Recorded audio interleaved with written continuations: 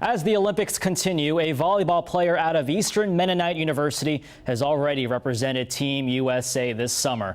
But Hunter Taylor's journey to the world stage was complicated. And as it turned out, volleyball became the guiding light in his hunt to find a purpose. My mom said I had very little hearing when I was born, but all the way up until age 2, it stopped progressively worse, and I just lost my hearing at that point. Yeah, I didn't implant it when I was 2.5. Hunter was the first 2-year-old in the world to have an implant for hearing loss under his skin. But that didn't end the challenges he faced. In fact, they were just beginning. I was going to public school in Richmond, Henrico County. At first, they thought I was going to have some differences between me and the teachers. I felt like teachers, coaches from past years in high school, middle school, elementary school, they've always been like, hey, I don't want to work with this kid. He's too much trouble. Sports became an escape for Hunter, focusing on volleyball after getting cut from the varsity basketball team when he was 16. But as his talent grew, so did the burden Hunter put on himself. I've been playing year-round for the last 4 years before my freshman year, and I think like the intensity, the everyday life just kind of like drowned me in some ways, and I think I just needed some time off. Hunter played just 12 sets of volleyball in his first year at EMU before deciding he needed a break. Did you put a lot of expectations on yourself going into your freshman year, and did that have anything to do with you deciding to step away? Yeah, in some ways, yeah. I guess the expectations became disappointment. Hunter transferred to Radford, but his grades continued to slip. It took the loss of a loved one for him to find his way back to EMU. My grandfather, he passed away December 6th. I knew if I played volleyball, it would like make me concentrate in school. School was the biggest thing. I need to graduate. That's the biggest thing my grandfather wanted. In his comeback season with the Royals, Hunter played in 9 games, all while preparing for an even bigger stage, the World Deaf Volleyball Championships in Washington, D.C. Just representing USA, no matter if it's the actual Olympics, the Deaf Olympics, or the Paralympics, it's just an honor to wear the red, white, and blue. For 2.5 weeks, he competed against the best deaf volleyball players on the planet. The United States finished 5th. Honestly, I'm just happy the team came really well together. It's been an unbelievable experience, honestly.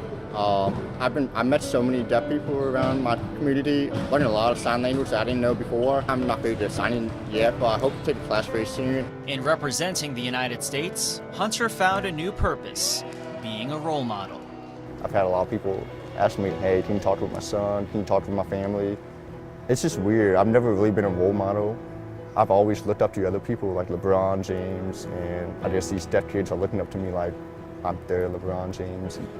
I guess one thing I do want to say to them is don't give up. I've always thought about giving up, but just don't give up. Hunter plans to bring that World Championship experience back to the court at EMU next season, and he'll have another chance to represent Team USA next summer when he competes at the Deaf Olympics in Turkey. For WHSV Sports, I'm David de Guzman. The United States has always been a dominant powerhouse in softball, winning Olympic gold 3 times before losing to Japan at the Beijing Games in 2008. And that was the last time the sport was played at the Olympic level. Since then, softball players, including stars from James Madison, have had to adjust their long-term dreams after getting shut out of the Olympic program. It just gave us inspiration and something to kind of strive for as little kids. You know, growing up, we always wanted to play for the United States or play at the Olympic level, so it gave us something to work towards and work hard for. They're such great players, and it's unfortunate that they don't get to play in the Olympics and having that dream come true. And you know, they're just people that you look up to. as role models. Before finding success at James Madison, Jalen Ford and Erica Field were part of a generation inspired by U.S. Olympians who were playing softball at the highest level. I really looked up, especially to Kat Osterman. She was a very dominant lefty pitcher, and at the time I was still young, working on trying to become dominant. When you think of a kid who's 10, 12, 13 years old, and they're thinking about, all right, what am I going to do with the next 10 years of my life? What are some things that I can work towards? And I think with softball being the Olympics, it drew a lot of young females towards the game of softball, because there's nothing bigger than being able to go and compete for your country as an athlete. But the International Olympic Committee decided to drop both softball and baseball from the Olympic program in 2005. This summer's Olympics in Rio will mark the second straight games without softball. But in its absence, the sport has turned its focus on other platforms to grow the game. With softball not being in the Olympics, I think that the college softball community did an excellent job of picking up the pieces. And that's why you haven't seen a huge drop-off in participation, is because now you can turn on the TV any night of the week and catch a college softball game. And that's pretty exciting. Last year's Women's College World Series final between Florida and Michigan was the most watched ever. And this year, ESPN's family of networks broadcast over 600 NCAA softball games, including JMU's first ever appearance at a super regional.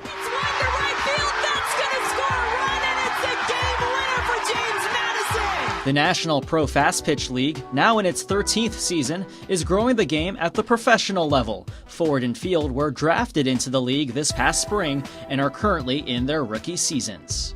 Hopefully the Pro League grows a little bit more and we get more teams and more games televised on TV so people can be more informed about the game and see it more often. Hopefully that attracts a little bit more attention, and maybe if it keeps growing, it'll flow over into the Olympics and it'll come back. Softball may return to the Olympics in 4 years when the Summer Games are held in Tokyo. This past June, the IOC Executive Board recommended unanimously to include baseball and softball in 2020. What is the softball community going to do with this opportunity? How are we going to build upon that? Because after the 2020 Olympics, everything will go back to the committees and they're going to say, all right, what do we want to do with this? So softball has its work to do between now and 2020. They've been working hard since it was knocked out of the Olympics, but now the work really begins. The International Olympic Committee will vote in Rio on the eve of the opening ceremony to decide whether baseball and softball will be part of the Olympics in 4 years, a decision that could restore the dreams of players around the globe to represent their country on sport's biggest stage. For WHSV Sports, I'm David de Guzman. The Olympics wrap up this coming Sunday, but Rio will have another show to put on next month when the city hosts the Paralympics. Earlier this year, several members of Team USA, including a former JMU Duke, stopped by in Harrisonburg to share their stories. And for the three you're about to meet, they're each making a return trip to the Games. This is my way to represent my country. Having been on the national team for 12 years now, I love spreading the word. For sure that we are athletes first, and then hopefully you see our disabilities second. So I was born with a disease called congenital focal so it was underdevelopment of my limbs when I was in my mom's womb. Has anybody heard of cerebral palsy before? So I was an infant. The doctors told my parents that I have CP, and they didn't know how it would manifest. They didn't know how severe it would be.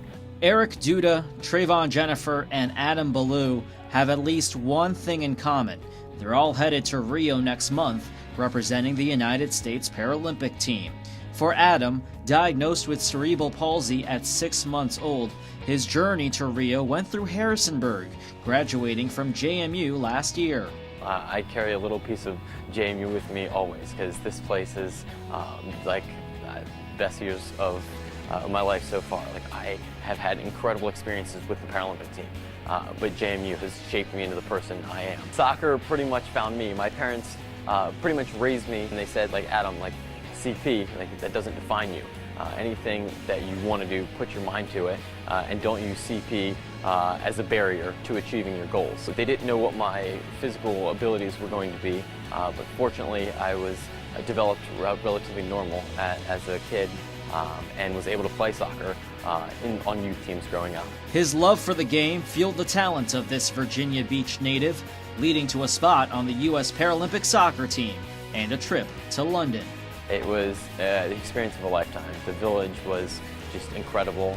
The atmosphere representing the United States is just a dream come true. Everybody dreams as a kid being a professional athlete or representing your country at the highest level. Adam is headed to his second Paralympics, joining his American teammates who have their own goals in Rio. The U.S. men's sitting volleyball team is making its first Paralympic appearance in 12 years. Missing out in 2008, 2012, this is a well-fought journey for us. When we did qualify, I think everyone broke down in tears. It was an amazing feeling. And the U.S. men's wheelchair basketball team is seeking its first gold medal since 1988. We still got a lot of work we got to do, and I think that we have the team to win a gold medal. These Paralympians hope to have an even bigger impact that can't be measured in medals. I want to see it on the same scale as, the Olympic Games. We're athletes. We put time and effort into this, and that's what we want everyone else to see. So if we can break through and just say, hey, look at all these amazing stories from all these different countries, then hopefully people start realizing what we're about. As for Adam's story, he's about to write the next chapter. You've trained your entire life for this. This is our goal. So it's going to be such an honor to do that for the United States, knowing that your family is somewhere up in the crowd of 80,000 people, and they've been there right for you since the very beginning. And the Paralympics open in Rio on September 7th. For WHSV Sports, I'm David de Guzman.